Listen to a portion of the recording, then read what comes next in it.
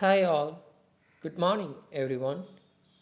അപ്പോൾ research design next session.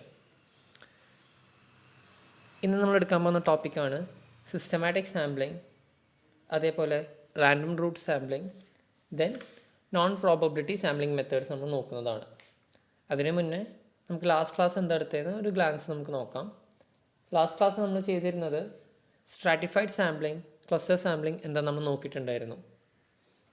ഈ പറഞ്ഞ ഓരോ സാമ്പിളിംഗ് മെത്തേഡ്സും പ്രോബബിലിറ്റി സാമ്പിളിങ്ങിൽ റെസ്ട്രിക്റ്റഡ് റാൻഡം സാമ്പിൾ ആ ഒരു ഏരിയയിൽ കവർ ചെയ്യുന്നതാണ്. സ്ട്രാറ്റിഫൈഡ് സാമ്പിളിംഗ് നമ്മൾ നോക്കിയത് നമ്മളിവിടെ നമ്മുടെ ഹോൾ യൂണിവേഴ്സ് അല്ലെങ്കിൽ പോപ്പുലേഷനെ ഗ്രൂപ്പ് അല്ലെങ്കിൽ സാമ്പിൾസ് ആയിട്ട് കാറ്റഗറൈസ് ചെയ്യുന്നത് on the basis of homogeneity ആണ്, അല്ലെങ്കിൽ on the basis of similarity ആണ് സ്ട്രാറ്റിഫൈഡ് സാമ്പിളിങ്ങിൽ നമ്മൾ യൂസ് ചെയ്തിരിക്കുന്നത്. അതിനുശേഷം നമ്മൾ നോക്കിയ ക്ലസ്റ്റർ സാമ്പിളിംഗ് ആണ്. അവിടെ നമ്മൾ നമ്മുടെ ഹോൾ പോപ്പുലേഷനിലെ യൂണിവേഴ്സിനെ ക്ലസ്റ്റേഴ്സായിട്ട് ഗ്രൂപ്പ് ചെയ്യുന്നു അല്ലെങ്കിൽ കാറ്റഗറൈസ് ചെയ്യുന്നു. There is no base to be followed under cluster sampling. അവിടെ ഹോമോജിനിറ്റി അല്ലെങ്കിൽ സിമിലാരിറ്റി എന്നില്ല. It is upon the description of the researcher. എന്ത് ബേസ് അല്ലെങ്കിൽ എന്ത് ക്യാരക്ടറിസ്റ്റിക്സ് ഫോളോ ചെയ്തിട്ട് ക്ലസ്റ്റേഴ്സ് അല്ലെങ്കിൽ ഗ്രൂപ്പായിട്ട് തരം തിരിക്കണം അല്ലെങ്കിൽ കാറ്റഗറൈസ് ചെയ്യണം എന്നുള്ളത് അവിടെ റിസർച്ചറിൻ്റെ ഡിസ്ക്രിപ്ഷനാണ്. നെക്സ്റ്റ് നമ്മൾ നോക്കാൻ പോകുന്നതാണ് സിസ്റ്റമാറ്റിക് സാമ്പിളിംഗ്, അതേപോലെ റാൻഡം റൂട്ട് സാമ്പിളിംഗ്. ആദ്യത്തേതാണ് systematic sampling method. Systematic sampling method involve ordering of the universe. The ordering may be alphabetical, numerical, or geographical. It is similar to simple random sampling, but instead of selecting random numbers from tables, we move through list, picking every nth name. The method is to select every nth item from the list. N refers to the sampling interval. Sampling interval or n equals size of the population divided by size of the universe. അപ്പോൾ systematic sampling മെത്തേഡിൽ നമ്മൾ ആദ്യം തന്നെ ചെയ്യേണ്ടത് വെച്ചാൽ നമ്മുടെ whole universe അല്ലെങ്കിൽ whole പോപ്പുലേഷനിൽ എത്ര ആൾക്കാർ വരുന്നുണ്ട്, എത്ര ഐറ്റംസ് വരുന്നുണ്ട്, ഈ ഐറ്റംസിന് അല്ലെങ്കിൽ ഈ പറയുന്ന പോപ്പുലേഷനെ നമ്മൾ ആൽഫബറ്റിക്കൽ ഓർഡർ അല്ലെങ്കിൽ ജോഗ്രഫിക്കൽ ഓർഡർ അല്ലെങ്കിൽ ന്യൂമറിക്കൽ ഓർഡറായിട്ട് നമ്മളൊന്ന് ലിസ്റ്റ് ചെയ്യണം. അസെൻഡിങ് ഓർഡർ ആവാം അല്ലെങ്കിൽ ഡിസെൻഡിങ് ഓർഡർ ആവാം. ഇപ്പോൾ ഒരു എക്സാമ്പിൾ പറയുകയാണെങ്കിൽ നമ്മുടെ ക്ലാസ്സിലെ സ്റ്റുഡൻസിൻ്റെ റോൾ നമ്പർ, അവിടെ ഒരു ഓർഡർ ഉണ്ടല്ലോ, 1 2 3 4 എന്ന് പറഞ്ഞിട്ടൊരു ഓർഡർ, ന്യൂമറിക്കൽ ഓർഡറിൽ നമ്മൾ അസെൻഡിങ് ഓർഡറിൽ നമ്മളത് കാറ്റഗറൈസ് ചെയ്തിട്ടുണ്ട്. അപ്പോൾ ആദ്യം തന്നെ നമ്മൾ ചെയ്യേണ്ടതാണ് സിസ്റ്റമാറ്റിക് സാമ്പിളിംഗ് മെത്തേഡിൽ ആൽഫബറ്റിക്കൽ അല്ലെങ്കിൽ ഏതെങ്കിലും റിസർച്ചിൻ്റെ ഡിസ്ക്രിപ്ഷനാണ് ഏത് ഓർഡറാണ് ഫോളോ ചെയ്യേണ്ടത്, അസെൻഡിങ് അല്ലെങ്കിൽ ഡിസെൻഡിങ് ആയിട്ട് ആ ഒരു ഹോൾ പോപ്പുലേഷനെ കാറ്റഗറൈസ് ചെയ്ത് ലിസ്റ്റായിട്ട് കീപ്പ് ചെയ്യണം. അതിനുശേഷം ആ ലിസ്റ്റായിട്ട് കീപ്പ് ചെയ്തതെന്ന് നമ്മൾ സാമ്പിളിംഗ് ഇൻ്റർവെൽ ഫോർമുല യൂസ് ചെയ്യും. Size of the population divide by size of the universe. ഒരു ചെറിയ കാര്യം കൂടിയുണ്ട് ഇവിടെ ഫോർമുലയിൽ, size of the population or sample divided by size of the universe. അങ്ങനെയാണ് size of the population or size of the sample divided by size of the universe. ഇതാണ് sampling interval formula വരുന്നത്. അപ്പോൾ ഈ ഫോർമുല യൂസ് ചെയ്തിട്ടാണ് later on നമുക്ക് എത്ര പേര് നമ്മൾ സെലക്ട് ചെയ്യുന്നു, അത് ആരൊക്കെ വേണം നമ്മൾ തീരുമാനമെടുക്കുന്നത് ഈ ഫോർമുല യൂസ് ചെയ്തിട്ടാണ്. For example, you have a population of 1000 people and you want to take a sample of 100. The sampling fraction is 100 divided by 1000 which is equal to 1 divide by 10. ഒരു എക്സാമ്പിളാണിത്. അതായത് നമ്മുടെ റിസർച്ചിൽ 1000 പേരാണ് നമ്മുടെ പോപ്പുലേഷനിൽ റെസ്പോണ്ടൻസ് വരുന്നത്. 1000 പേര്, 1000 people, അതാണ് നമ്മുടെ പോപ്പുലേഷൻ അല്ലെങ്കിൽ യൂണിവേഴ്സ് എന്ന് പറയുന്നത് നമ്മുടെ 1000 പേരാണ്. ആ 1000 പേരിൽ നിന്ന് നമുക്ക് 100 പേരാണ് സാമ്പിളായിട്ട് നമുക്ക് ആവശ്യമുള്ളത്. നമ്മുടെ റിസർച്ചിന് ആവശ്യമായിട്ട് നമുക്ക് 100 പേര് മാത്രം മതി ഈ 1000 എന്ന് പറയുന്ന യൂണിവേഴ്സിൽ നിന്ന്. അപ്പോൾ നമ്മളവിടെ ഈ പറയുന്ന സിസ്റ്റമാറ്റിക് സാമ്പിളിംഗ് മെത്തേഡ് യൂസ് ചെയ്യുന്നു. അവിടെ ഫോർമുല യൂസ് ചെയ്യുന്നു. Systematic sampling interval equals size of the population or size of the sample divided by size of the universe. നമുക്ക് 1000 നമ്മൾ ടോട്ടൽ യൂണിവേഴ്സിൽ വരുന്നത്. നമുക്ക് 100 പേര് മാത്രമേ സാമ്പിളായിട്ട് ആവശ്യമുള്ളൂ. 100 ഡിവൈഡഡ് ബൈ 1000 നമ്മൾ യൂസ് ചെയ്യുന്നു. 1/10 ആണ് നമുക്ക് കിട്ടുന്ന ഫ്രാക്ഷൻ. എന്നിട്ട് നമ്മൾ ഓൾറെഡി ഈ 1000 പേര് നേരത്തെ തന്നെ പറഞ്ഞിട്ടുണ്ടെങ്കിൽ സിസ്റ്റമാറ്റിക് സാമ്പിളിംഗ് മെത്തേഡാണ് ഫോളോ ചെയ്യുന്നതെങ്കിൽ ആദ്യം തന്നെ നമ്മൾ നമ്മുടെ ഹോൾ യൂണിവേഴ്സിനെ കാറ്റഗറൈസ് ചെയ്യണം അല്ലെങ്കിൽ ഓർഡറായിട്ട് കീപ്പ് ചെയ്യണം. ആൽഫബറ്റിക്കലി ന്യൂമറിക്കലായിട്ട് നമ്മൾ ഓർഡറായിട്ട് കീപ്പ് ചെയ്യണം. അപ്പോൾ ഈ 1000 പേര് നമ്മൾ ലിസ്റ്റായിട്ട് കീപ്പ് ചെയ്തിട്ടുണ്ടാവും അസെൻഡിങ് അല്ലെങ്കിൽ ഡിസെൻഡിങ് ഓർഡറിൽ. എന്നിട്ട് ഈ സാമ്പിളിംഗ് ഇൻ്റർവെൽ ഫോർമുല യൂസ് ചെയ്യുന്നു. 1 ഡിവൈഡഡ് ബൈ 10 ആണ് നമുക്ക് കിട്ടിയ ഫ്രാക്ഷൻ. അപ്പോൾ എവരി 10th പേഴ്സൺ ആകും ഈ പറയുന്ന ലിസ്റ്റിൽ വരുന്ന എവരി 10th പേഴ്സൺ ആണ്, each and every 10th person ആണ് നമ്മുടെ ഒരു സാമ്പിളിലോട്ട് വരുന്നത്. നോക്കാം. We would select every 10th person to be in the sample. The starting point would be selected randomly. 1000 പേര്, അതിൽ 1/10 ആണ് നമുക്ക് കിട്ടിയ ഫ്രാക്ഷൻ.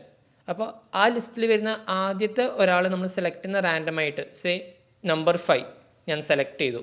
അതിനുശേഷം ഒരു ഓർഡർ കീപ്പ് ചെയ്യുന്നു എങ്ങനെയാണ് സെലക്ഷൻ പ്രോസസ്സ് വരേണ്ടത്. നമ്പർ 5 ആദ്യം ഞാൻ റാൻഡമായിട്ട് സെലക്ട് ചെയ്തു. അത് റിസർച്ചറിൻ്റെ ഇഷ്ടമാണ്, ഡിസ്ക്രിപ്ഷനാണ്. അതിനുശേഷം നമ്പർ 15 ആയിരിക്കും, ആ ലിസ്റ്റിൽ വരുന്ന നമ്പർ 15 ആയിരിക്കും നമ്മൾ സെലക്ട് ചെയ്യാൻ പോകുന്ന രണ്ടാമത്തെ പാർട്ടി. 1/10 ആണ് ഫ്രാക്ഷൻ. ആദ്യം നമ്മൾ 5 സെലക്ട് ചെയ്തു, നമ്പർ 5 സെലക്ട് ചെയ്തു. റാൻഡമായിട്ട് അല്ലെങ്കിൽ റിസർച്ചിൻ്റെ ഡിസ്ക്രിപ്ഷനാണ്, ഏത് നമ്പർ വേണേൽ സെലക്ട് ചെയ്യാം. അതിനുശേഷം നമ്മൾ സെലക്ട് ചെയ്യുമ്പോൾ നമ്മുടെ സാമ്പിളിലോട്ട് വരുന്ന റെസ്പോണ്ടൻറ്റ് നമ്മൾ സെലക്ട് ചെയ്യുമ്പോൾ നമ്പർ 15 സെലക്ട് ചെയ്യുന്നു. ഗ്യാപ്പ് വരുന്നത് 10 ആണ്. നെക്സ്റ്റ് പേഴ്സൺ അല്ലെങ്കിൽ നെക്സ്റ്റ് പാർട്ടീനെ സെലക്ട് ചെയ്യുന്ന സാമ്പിളിലോട്ട് നമ്പർ 25, നമ്പർ 35, നമ്പർ 45, നമ്പർ 55, അങ്ങനെ 1/10 ഫ്രാക്ഷൻ യൂസ് ചെയ്തിട്ട്, അല്ലെങ്കിൽ 10 എന്ന് പറഞ്ഞ ആ ഒരു ഗ്യാപ്പ് യൂസ് ചെയ്തിട്ടാണ് നമ്മൾ ഈ പറഞ്ഞ method, sampling interval method use ചെയ്തിട്ട് നമ്മൾ ആൾക്കാരെ, നമ്മളുടെ റെസ്പോണ്ടൻസിനെ ഹോൾ യൂണിവേഴ്സിന് സാമ്പിളിലോട്ട് സെലക്ട് ചെയ്യുന്നത്. ഇപ്പോൾ വേറൊരു എക്സാമ്പിളിലൂടെ പറയാം. ഇപ്പോൾ നമ്മുടെ ക്ലാസ്സിൽ തന്നെ ടോട്ടൽ സ്ട്രെങ്ത്ത് 50 സ്റ്റുഡൻസ് ആണ്. എനിക്കൊരു റിസർച്ച് കണ്ടക്ട് ചെയ്യണം. ആ റിസർച്ച് ഞാൻ കണ്ടക്ട് ചെയ്യുമ്പോൾ എനിക്ക് ആവശ്യമുള്ളത് ആകെ 5 പേരെ മാത്രം മതി. ഈ 50 പേരിൽ നിന്ന് 5 പേരെ മാത്രം എനിക്ക് സെലക്ട് ചെയ്താൽ മാത്രം മതി എൻ്റെ ഈ റിസർച്ചിലോട്ട്. അപ്പോൾ എൻ്റെ സൈസ് ഓഫ് ദി പോപ്പുലേഷൻ എന്ന് പറയുന്നത്, അല്ലെങ്കിൽ സൈസ് ഓഫ് ദി സാമ്പിൾ എന്ന് പറയുന്നത് 5ഉം, അതേപോലെ സൈസ് ഓഫ് ദി യൂണിവേഴ്സ് എന്ന് പറയുന്നത് 50ഉം ആണ്. 50 പേരുള്ള ആൾക്കാരിൽ നിന്ന്, 50 പേരുള്ള സ്റ്റുഡൻസിൽ നിന്ന് എനിക്ക് 5 പേരെ സെലക്ട് ചെയ്യണം. ഞാൻ ആദ്യം തന്നെ ഈ പറയുന്ന സ്റ്റുഡൻസിനെ കാറ്റഗറൈസ് ചെയ്യുന്നു, അല്ലെങ്കിൽ ലിസ്റ്റ് ചെയ്യുന്നു. ഒരു ഓർഡർ ഫോളോ ചെയ്യുന്നു, റോൾ നമ്പർ ഓർഡർ 1 2 3 എന്ന് പറഞ്ഞാൽ റോൾ നമ്പർ അസെൻഡിങ് ഓർഡറിൽ ഞാൻ കീപ്പ് ചെയ്യുന്നു. അതിനുശേഷം ഞാൻ സാമ്പിളിംഗ് ഇൻ്റർവെൽ ഫോർമുല യൂസ് ചെയ്യുന്നു. Size of the sample divided by size of the universe, 5 divided by 50, 1/10 ആണ് എനിക്ക് കിട്ടുന്ന ഫ്രാക്ഷൻ. ഗുഡ്. അതിനുശേഷം ഞാൻ ഈ പറഞ്ഞ ലിസ്റ്റിൽ നിന്ന് എനിക്കിഷ്ടമുള്ളൊരു നമ്പർ ഞാൻ സെലക്ട് ചെയ്യുന്നു. I say number 3. അപ്പോൾ ആരാണ് റോൾ നമ്പർ 3, ആ പാർട്ടിയായിരിക്കും, ആ റെസ്പോണ്ടൻ്റായിരിക്കും എൻ്റെ റിസർച്ചിലോട്ട് ആദ്യത്തെ പേഴ്സൺ ഞാൻ സെലക്ട് ചെയ്യുന്നത്. എൻ്റെ സാമ്പിളിലോട്ട് സെലക്ട് ചെയ്യുന്നത് ആദ്യത്തെ പേഴ്സൺ നമ്പർ 3 ആണ്. ഫ്രാക്ഷൻ കിട്ടിയിരിക്കുന്നത് 1/10 ആണ്, 10th ആണ് ഗ്യാപ്പ് വരുന്നത്. നെക്സ്റ്റ് പാർട്ടി വരുന്നത് നമ്പർ 13. അതിനുശേഷം തേർഡ് പാർട്ടി വരുന്നത് നമ്പർ 23. അപ്പോൾ 3, 13, 23, 33, 43 ഇങ്ങനെ 5 പേര് ഞാൻ സെലക്ട് ചെയ്യുന്നു. അപ്പോൾ ഇതിന് നമ്മളൊരു ഓർഡർ കീപ്പ് ചെയ്തിട്ടുണ്ട്. ഒരു 10th എന്ന് പറഞ്ഞ ഗ്യാപ്പ് എന്നാണ് കീപ്പ് ചെയ്യുന്ന order.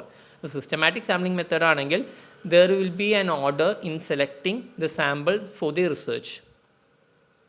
In the given example of 1,000 people and a sample of 100, we start by selecting number 5 randomly. The person corresponding to the number 5 in the sampling frame or list will be your sample. Then person number 15, then 25, then 35, 45 and so on until you have your sample of 100.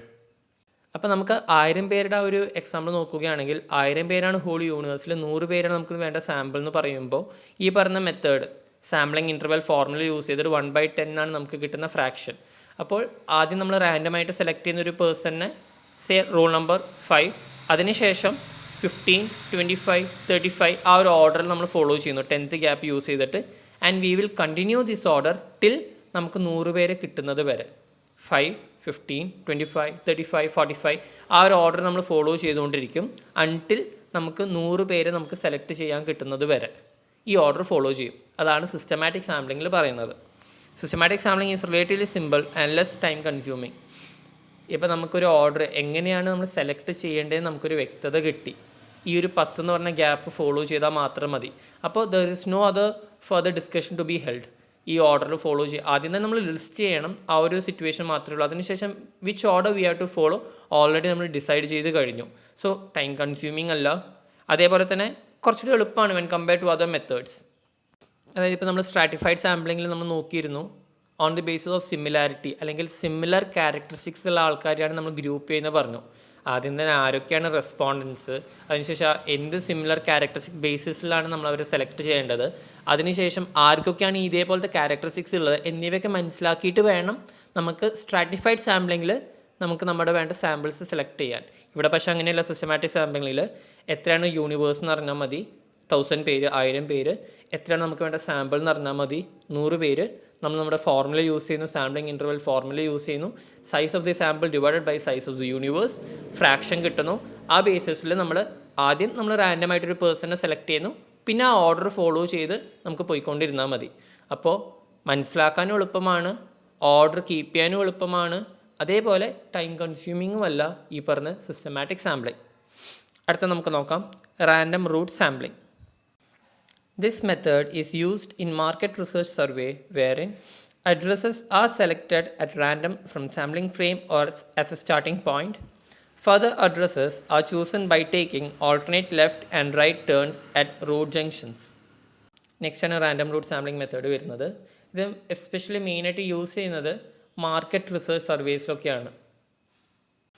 ഇപ്പോൾ ഒരു organisation അവരുടെ products വിൽക്കാൻ വേണ്ടി നമ്മുടെ വീട്ടിലൂടെ സാധാരണ sales representatives ഒക്കെ വരുന്ന കാണാറുണ്ട്.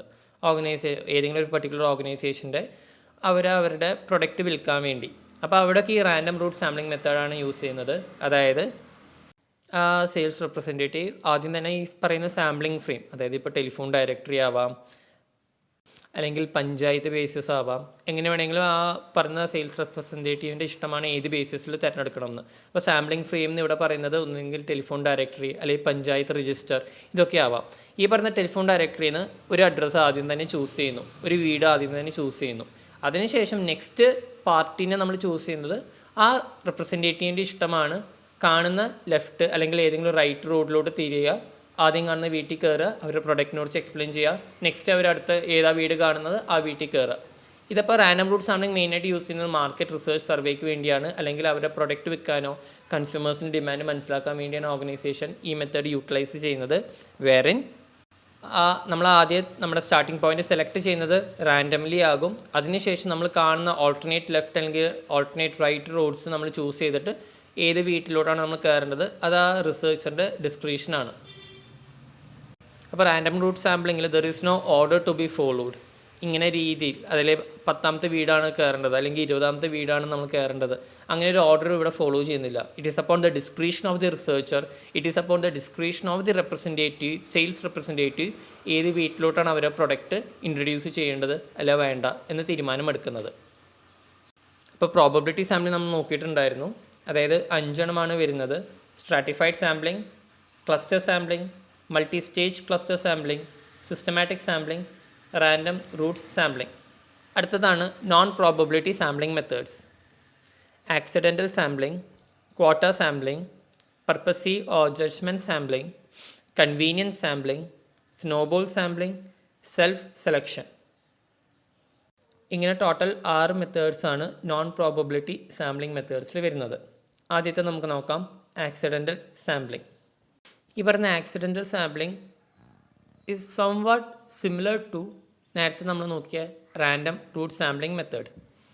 The researcher simply contacts and pics up those cases which he come across and thus continue the process till the total sample reaches a designated size. It is economical and convenient. It is also useful in those cases where too much accuracy is not needed. നേരത്തെ നമ്മൾ random route സാമ്പിളിങ്ങിൽ നമ്മൾ researcher sampling frame അല്ലെങ്കിൽ sampling ലിസ്റ്റിൽ നിന്ന് ഒരു address റാൻഡമായിട്ട് choose ചെയ്യുന്നു. അതിനുശേഷം next വീട് നമ്മൾ ചൂസ് ചെയ്യുന്നത് അല്ലെങ്കിൽ നെക്സ്റ്റ് അഡ്രസ്സ് ചൂസ് ചെയ്യുന്നത് റാൻഡംലി തന്നെയാണ്. നമ്മൾ കാണുന്ന ഓൾട്ടർനേറ്റ് ലെഫ്റ്റ് അല്ലെങ്കിൽ ഓൾട്ടർനേറ്റ് റൈറ്റ് റോഡ്സിലോട്ട് നമ്മൾ കയറി നമുക്ക് ഇഷ്ടമുള്ള ഒരു വീട്ടിൽ കയറി നമ്മൾ നമ്മുടെ പ്രൊഡക്റ്റ് ഇൻട്രൊഡ്യൂസ് ചെയ്യുന്നു അല്ലെങ്കിൽ കാര്യങ്ങൾ അന്വേഷിക്കുന്നു. ഇതാണ് നമ്മൾ റാൻഡം റൂട്ട് സാമ്പിളിങ്ങിൽ നമ്മൾ നോക്കിയത്.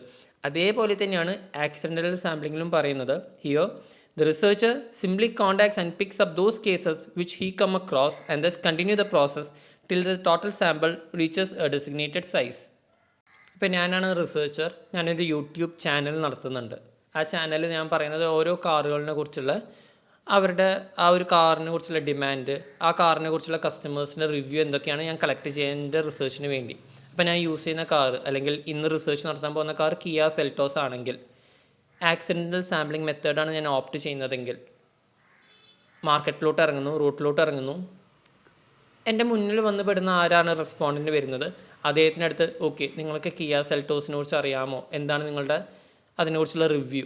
അദ്ദേഹം അറിയില്ല എന്ന് പറയുകയാണെങ്കിൽ ഓക്കെ നെക്സ്റ്റ് പേഴ്സൺ എൻ്റെ മുന്നിൽ ആരാണ് ഞാൻ കാണുന്നത്, പബ്ലിക്കിൽ ആരൊക്കെയാണ് വരുന്നത്, അവരുടെ അടുത്ത് ഞാൻ റാൻഡമായിട്ട് കാര്യങ്ങൾ ചോദിക്കുന്നു.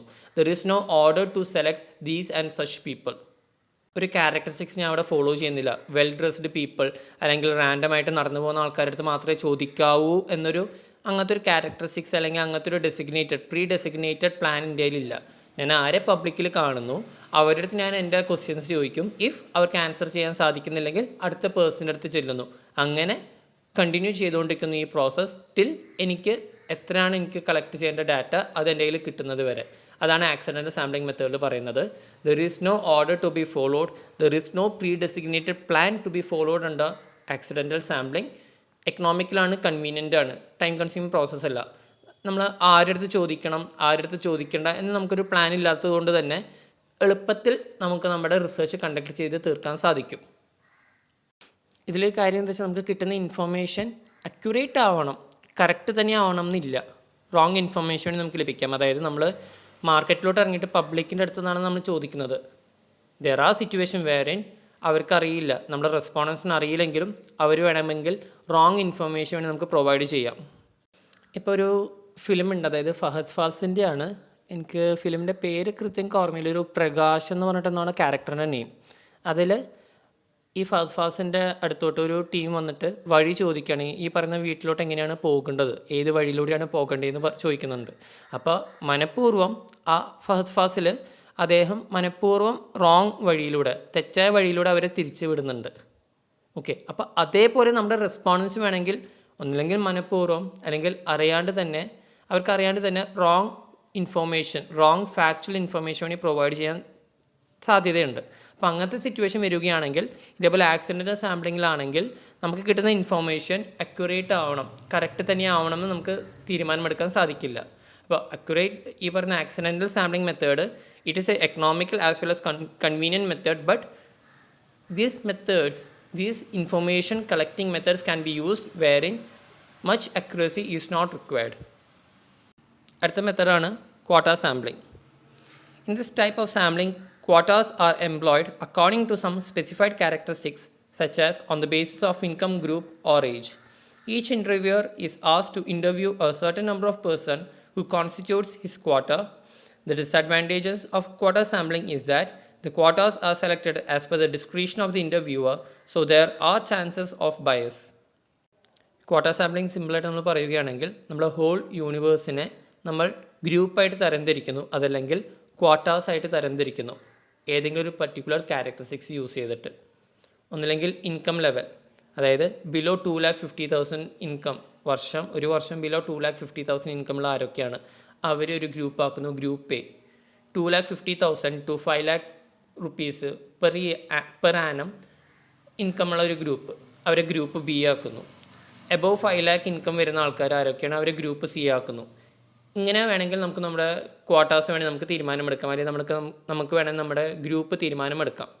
അതല്ലെങ്കിൽ നെക്സ്റ്റ് ഏജ് ഗ്രൂപ്പിനെ ബേസ് ചെയ്തിട്ട്, അതായത് ടീനേജ് ആരൊക്കെയാണ് അവരെ ഗ്രൂപ്പ് എ, അഡൾട്ട് ആരൊക്കെയാണ് അവരെ ഗ്രൂപ്പ് ബി, എബോവ് 60 years അതല്ലെങ്കിൽ സീനിയർ സിറ്റിസൺസ് ആരൊക്കെയാണ് അവരെ ഗ്രൂപ്പ് സി. ഇങ്ങനെ വേണമെങ്കിലും നമുക്ക് നമ്മുടെ ഗ്രൂപ്പ്സ് അല്ലെങ്കിൽ ക്വാർട്ടേഴ്സിനെ കാറ്റഗറൈസ് ചെയ്യാം. അപ്പോൾ ക്വാട്ട സാമ്പിളിങ്ങിൽ ഇതാണ് പറയുന്നത്, ഹോൾ പോപ്പുലേഷനെ അല്ലെങ്കിൽ ഹോൾ യൂണിവേഴ്സിനെ നമ്മൾ സാമ്പിളായിട്ട് തരംതിരിക്കുന്നു on the basis of some characteristics. നമ്മൾ ക്വാർട്ടേഴ്സായിട്ട് തരംതിരിക്കുന്നു, കാറ്റഗറൈസ് ചെയ്യുന്നു on the basis of some characteristics such as income level, age groups, അങ്ങനെ അല്ലെങ്കിൽ എംപ്ലോയിഡ് പീപ്പിൾ, സ്റ്റുഡൻസ്, അൺഎംപ്ലോയിഡ്. ഇങ്ങനെ വേണമെങ്കിൽ നമുക്ക് നമ്മുടെ ഗ്രൂപ്പായിട്ട് അല്ലെങ്കിൽ ക്വാർട്ടേഴ്സായിട്ട് തരംതിരിക്കാം. ഈ പറഞ്ഞൊരു മെത്തേഡിൽ വരുന്നൊരു മെയിൻ ഡിസഡ്വാൻറ്റേജ് എന്താ വെച്ചാൽ, ഏത് ക്യാരക്ടറിസ്റ്റിക് ബേസിസാണ് നമ്മൾ ഗ്രൂപ്പ്സ് അല്ലെങ്കിൽ ക്വാർട്ടേഴ്സായിട്ട് തരംതിരിക്കേണ്ടത് അത് ആ റിസർച്ചറിൻ്റെ ഇഷ്ടമാണ്. ഞാനാണ് ചൂസ് ചെയ്യുന്നത് ഇൻകം ലെവലായിട്ട് ഗ്രൂപ്പ് ചെയ്യണോ, അല്ലെങ്കിൽ ഏജ് ലെവലായിട്ട് ഗ്രൂപ്പ് ചെയ്യണോ, അല്ലെങ്കിൽ എംപ്ലോയ്മെൻറ്റ് ലെവൽ ആ ഒരു ഫാക്ടർ യൂസ് ചെയ്തിട്ട് ഗ്രൂപ്പ് ചെയ്യണോ, അത് തീരുമാനമെടുക്കുന്നത് ആ പർട്ടിക്കുലർ റിസർച്ചറാണ്. അപ്പോൾ ആ റിസർച്ചറിൻ്റെ കയ്യിലിരിക്കും ആ റിസർച്ചിന് കിട്ടുന്ന ഇൻഫോർമേഷൻ, ആ യൂസ് ചെയ്യുന്ന ഇൻഫോർമേഷന് കിട്ടുന്ന സൊല്യൂഷൻ എത്രത്തോളം ബെനിഫിറ്റബിൾ ആകും എന്നുള്ളത്. So it is upon the discretion. So there is a bias, there is a chance for a bias to be happen. Error ഉണ്ടാവാൻ, റിസർച്ചിൻ്റെ ഭാഗത്തുനിന്ന് എറർ ഉണ്ടാവാൻ ചാൻസ് വളരെയധികം കൂടുതലാണ് ക്വാട്ട സാമ്പിളിങ്ങിൽ. നെക്സ്റ്റ് മെത്തേഡാണ് പർപ്പസി sampling. Here, the researcher attempts to obtain sample that appears to him or her to be representative of the population. The samples are selected by the researcher as per his discretion. ഈ purposive സാമ്പിളിങ്ങിൽ നേരത്തെ നമ്മൾ follow ചെയ്ത പോലെ തന്നെ റിസർച്ചറിൻ്റെ ഡിസ്ക്രിപ്ഷനാണ്. അദ്ദേഹത്തിന് തോന്നുന്നു okay ഈ പറഞ്ഞ പർട്ടിക്കുലർ റെസ്പോണ്ടൻറ്റ് എൻ്റെ ക്വസ്റ്റ്യൻസായിട്ട് മാച്ച് ചെയ്ത് കറക്റ്റ് ആൻസർ ചെയ്യാൻ സാധിക്കും. അതായത് റിസർച്ചറിൻ്റെ ഗസ് വർക്കാണ്, റിസർച്ചിൻ്റെ അസംഷനാണ് ഈ പറഞ്ഞ റെസ്പോണ്ടൻറ്റിന് കറക്റ്റായിട്ട് ആൻസർ ചെയ്യാൻ സാധിക്കും എന്ന്. അദ്ദേഹം അപ്പോൾ ആ ഒരു പാർട്ടീനെ സാമ്പിളിലോട്ട് തിരഞ്ഞെടുക്കുന്നു. അപ്പോൾ it is upon the description of the researcher as he feels that ഈ പറയുന്ന വ്യക്തിക്ക് കറക്റ്റായിട്ട് ഇൻഫർമേഷൻ തരാൻ സാധിക്കുമെന്ന് അദ്ദേഹത്തിൻ്റെ ഗസ് വർക്കിലൂടെ അദ്ദേഹം തീരുമാനമെടുക്കുന്നതാണ്. റിസർച്ചറിൻ്റെ അസംഷനിലൂടെ തീരുമാനമെടുക്കുന്നതാണ്. അതാണ് പർപ്പസീവ് സാമ്പിളിങ്ങിൽ പറയുന്നത്. ഒരു കാര്യം, ഈ പറഞ്ഞ നോൺ പ്രോബബിലിറ്റി സാമ്പിളിങ്ങിൽ എല്ലാ മെത്തേഡ്സിലും മെയിനായിട്ട് വരുന്ന ഡിസഡ്വാൻറ്റേജ് ആണ് it is upon the basis of the description of the researcher കിട്ടുന്ന ഇൻഫർമേഷൻ അക്യുറേറ്റ് ആവാൻ ചാൻസ് ഇല്ല. അപ്പോൾ നോൺ പർപ്പസീവ് സാമ്പിളിംഗ് മെത്തേഡ്സിൽ വരുന്ന മെയിൻ ഡിസഡ്വാൻറ്റേജസ് ആണ് the samples are selected upon the discretion of the researcher, chances of bias, data collected may not be accurate. ഈ 3 പോയിൻറ്റ്സും common ആയിട്ട് വരുന്ന disadvantages ആണ്. അപ്പോൾ പർപ്പസീവ് സാമ്പിളിങ്ങിൽ റിസർച്ചറിൻ്റെ ഗസ് വർക്കിലൂടെ അല്ലെങ്കിൽ റിസർച്ചറിൻ്റെ അസംഷനിലൂടെ തീരുമാനമെടുക്കുന്നു ഈ പറയുന്ന വ്യക്തിക്ക് എൻ്റെ റിസർച്ച് ടോപ്പിക്കായിട്ട് മാച്ച് ചെയ്യാൻ സാധിക്കും. ഓക്കെ, അപ്പോൾ അങ്ങനെ ആകുമ്പോൾ അദ്ദേഹത്തിന് ഞാൻ സെലക്ട് ചെയ്യുന്നു എൻ്റെ സാമ്പിളിലോട്ട്. ഇതാണ് പർപ്പസീവ് സാമ്പിളിങ്ങിൽ പറയുന്നത്. അടുത്ത നമുക്ക് നോക്കാം convenience sampling method. It is similar to accidental sampling. Under this method, the researcher selects his subjects who are simply available in a convenient way to him or her. The results obtained by this method can hardly be representative of the population. ഇവിടെ researcher അദ്ദേഹത്തിൻ്റെ convenience, അദ്ദേഹത്തിന് ഏറ്റവും എളുപ്പമുള്ള കാര്യം അല്ലെങ്കിൽ method ഏതാണ്, ഏത് പാത്തിലൂടെയാണ് പോകേണ്ടത് എന്നിവ തീരുമാനമെടുത്തത് അദ്ദേഹത്തിൻ്റെ കൺവീനിയൻസ് മെത്തേഡ് ബേസ് ചെയ്തിട്ടാണ് ഇവിടെ റിസർച്ച് നടത്തുന്നത്. എനിക്കൊരു റിസർച്ച് കണ്ടക്ട് ചെയ്യണം, ഞാൻ എൻ്റെ റെസ്പോണ്ടൻസിന് അല്ലെങ്കിൽ എൻ്റെ സാമ്പിളിന് ഞാൻ തീരുമാനമെടുക്കുന്നത് എൻ്റെ വീടിൻ്റെ തൊട്ടടുത്തുള്ള ആൾക്കാരെ മാത്രം. അതാകുമ്പോൾ എനിക്ക് വലിയ ചിലവില്ല, എനിക്ക് ടൈം കൺസ്യൂമിങ് പ്രോസസ്സ് അല്ല. അവരെ പോയി മീറ്റ് ചെയ്താൽ മാത്രമേ, കാരണം അവരെൻ്റെ വീടിൻ്റെ തൊട്ടടുത്തുള്ള ആൾക്കാരാണ്. അപ്പോൾ it is upon the basis of the convenience of the researcher വേറിൻ ഇവിടെ സാമ്പിൾസ് തിരഞ്ഞെടുക്കുന്നത്. അടുത്തതാണ് snowball sampling. Under this type of method, the researcher initially contacts a few potential respondents and then asks them whether they know of anybody with the same characteristics related to the research topic. Snowball sampling ഒരു non probability sampling മെത്തേഡാണ്, wherein the data collected may not be accurate, wherein the data collected may not be a true representative of the whole population or the universe. അപ്പോൾ ഈ പറയുന്ന snowball സാമ്പിളിങ്ങിൽ എങ്ങനെയാണെന്ന് വെച്ചാൽ, ആദ്യം researcher കുറച്ച് ആൾക്കാരെ, അദ്ദേഹത്തിന് പരിചയമുള്ള ആൾക്കാരെ റെസ്പോണ്ടൻസ് ആയിട്ട് കീപ്പ് ചെയ്യുന്നു. എന്നിട്ട് ആ പർട്ടിക്കുലർ റെസ്പോണ്ടൻ്റെ അടുത്ത് ചോദിക്കുന്നു, ഇതേപോലെ സിമിലർ ക്യാരക്ടറിസ്റ്റിക്സ് ഉള്ള ആരെങ്കിലും നിങ്ങൾക്ക് അറിയാമെങ്കിൽ എനിക്ക് പറഞ്ഞു തരൂ. അപ്പോൾ റെസ്പോണ്ടൻസ് ആണ് തീരുമാനമെടുക്കുന്നത് അടുത്ത പാർട്ടി ആരാവണമെന്ന്. അതായത് ഇപ്പോൾ ഞാൻ നേരത്തെ പറഞ്ഞു എൻ്റെ റിസർച്ച് ടോപ്പിക്ക് വരുന്നത് കിയ സെൽറ്റോസ് എന്ന് പറഞ്ഞ കാറിൻ്റെ റിവ്യൂ ആണ്. അപ്പോൾ ഞാൻ ആദ്യം ഒരു പാർട്ടീനെ മീറ്റ് ചെയ്യുന്നു, ആദ്യം ഒരു റെസ്പോണ്ടൻറ്റ് മീറ്റ് ചെയ്യുന്നു. അദ്ദേഹത്തിൻ്റെ കിയ സെൽറ്റോസ് അദ്ദേഹം യൂസ് ചെയ്തിട്ടുണ്ട്, കറക്റ്റായിട്ട് റിവ്യൂ പറയാൻ സാധിക്കുന്നു. അതിനുശേഷം ഞാൻ അടുത്ത പേഴ്സണിന് ഞാൻ തീരുമാനമെടുക്കുന്നത്, അടുത്ത പാർട്ടി ആരാണ്, അടുത്ത റെസ്പോണ്ടൻ്റ് ആരാണെന്ന് ഞാൻ തീരുമാനമെടുക്കുന്നത് ഈ പറഞ്ഞ ആദ്യം മീറ്റ് ചെയ്ത പാർട്ടിയുടെ അടുത്ത് ചോദിക്കുന്നു. ഓക്കെ, നിങ്ങൾക്ക് ഇതേപോലെ കിയ സെൽറ്റോസിനെ കുറിച്ച് കൂടുതലായിട്ട് വിവരം പറയാൻ സാധിക്കുന്ന ഒരാളെ നിങ്ങൾക്കറിയാമോ എങ്കിൽ എനിക്ക് പറഞ്ഞു തരൂ. ഇങ്ങനെയാണ് ഞാൻ ഓരോ അടുത്തടുത്ത പാർട്ടീസിന്, അടുത്തടുത്ത റെസ്പോണ്ടൻസിന് ഞാൻ സെലക്ട് ചെയ്യുന്ന ഒരു റിസർച്ചർ. അപ്പോൾ ഇവിടെ the researcher contacts a few potential respondents and then ask them whether they know of anybody with the same characteristics related to the research topic. എൻ്റെ റിസർച്ച് ടോപ്പിക്കായിട്ട് മാച്ച് ചെയ്യാൻ തക്ക രീതിയിലുള്ള ആരെങ്കിലും നിങ്ങൾക്കറിയാമോ, ഞാൻ ആദ്യം മീറ്റ് ചെയ്ത റെസ്പോണ്ടൻ്റെ അടുത്ത് ഞാൻ ചോദിക്കുന്ന കാര്യമാകും. നെക്സ്റ്റ് മെത്തേഡാണ് self selection. Here, the respondents themselves decide they would like to take part in the survey. The initiative is made by the respondents themselves. ഇവിടെ സെൽഫ് സെലക്ഷൻ മെത്തേഡിൽ വരുന്നത് ഈ പറയുന്ന റെസ്പോണ്ടൻസ് ആരൊക്കെയാണ്, അവർ റിസർച്ചിൻ്റെ അടുത്തോട്ട് വരുന്നു. ഓക്കെ, എനിക്ക് റിസർച്ചിൻ്റെ ഭാഗമാവാൻ താല്പര്യമുണ്ട്, ഞാൻ റെസ്പോണ്ടൻ്റായിട്ട് നിങ്ങൾക്ക് വേണ്ടി വർക്ക് ചെയ്യാൻ എനിക്ക് താല്പര്യമുണ്ട് എന്ന് റിസർച്ചിൻ്റെ അടുത്തോട്ട് വരുന്നു. ആ ഒരു ഇനീഷ്യേറ്റീവ് എടുക്കുന്നത് ഈ പറയുന്ന റെസ്പോണ്ടൻസ് ആണ്. ബാക്കിയുള്ള മെത്തേഡ്സിലൊക്കെ റിസർച്ചറാണ് റെസ്പോണ്ടൻസിൻ്റെ അടുത്ത് ചെന്നിട്ട് കാര്യങ്ങൾ ചോദിക്കുന്നത്, നിങ്ങൾക്ക് ഈ പറഞ്ഞ റിസർച്ചിൽ പങ്കെടുക്കാൻ താല്പര്യമുണ്ടോ, ഉണ്ടെങ്കിൽ എൻ്റെ ഈ ക്വസ്റ്റ്യൻസ് ആൻസർ ചെയ്യുക. റിസർച്ചറാണെന്ന് റെസ്പോണ്ടൻസിൻ്റെ അടുത്ത് ചെല്ലുന്നത്. പക്ഷേ സെൽഫ് സെലക്ഷൻ മെത്തേഡ് ആണെങ്കിൽ റെസ്പോണ്ടൻസ് റിസർച്ചിൻ്റെ അടുത്തോട്ട് വരുന്നു, എനിക്ക് റിസർച്ചിൽ പങ്കെടുക്കാൻ താല്പര്യമുണ്ടെന്ന് പറഞ്ഞിട്ട്. അപ്പോൾ ഇതാണ് പറയുന്ന നോൺ പ്രോബിലിറ്റി സാമ്പിളിംഗ് മെത്തേഡ്സ് വരുന്നത്. Accidental sampling, quota sampling, purposive sampling, convenience sampling, snowball sampling, self selection. ഈ പറയുന്ന 6 മെത്തേഡ്സിൽ മെയിനായിട്ട് വരുന്ന ഡിസഡ്വാൻറ്റേജ് ഇതൊക്കെ ആയിരിക്കും. അതായത് ദ സെലക്റ്റഡ് സാമ്പിൾ അല്ലെങ്കിൽ the result obtain from the sample may not be a true representative of the whole population അല്ലെങ്കിൽ universe. അതൊരു ഫസ്റ്റ് ഡിസഡ്വാൻറ്റേജ് കോമൺ ആയിട്ട് വരുന്നതാണ്. അതേപോലെ the data collected may not be accurate. ഈ പറഞ്ഞ സെക്കൻഡ് പോയിൻറ്റും ഒരു കോമൺ ഡിസഡ്വാൻറ്റേജ് ആണ് for the whole non probability sampling methods. Thank you all.